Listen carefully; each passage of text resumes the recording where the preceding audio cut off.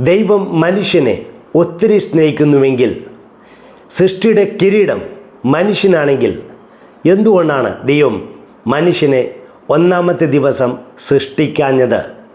എന്തുകൊണ്ടാണ് ദൈവം മനുഷ്യനെ ഏറ്റവും അവസാനം ആറാമത്തെ ദിവസം സൃഷ്ടിച്ചത്?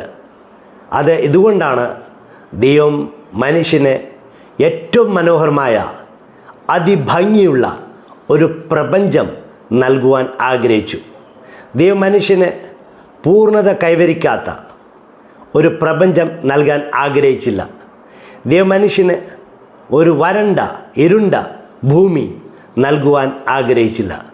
അതുകൊണ്ട് തന്നെക്കൊണ്ട് പറ്റാവുന്ന ഏറ്റവും മനോഹരമായ ഒരു പ്രപഞ്ചം സൃഷ്ടിച്ചുകൊണ്ട് താൻ ഏറ്റവും കൂടുതൽ സ്നേഹിക്കുന്ന മനുഷ്യനെ ദൈവം സൃഷ്ടിച്ചു, ആ പ്രപഞ്ചം നൽകി. യേശുവേ നന്ദി, ദൈവമേ സ്തുതി.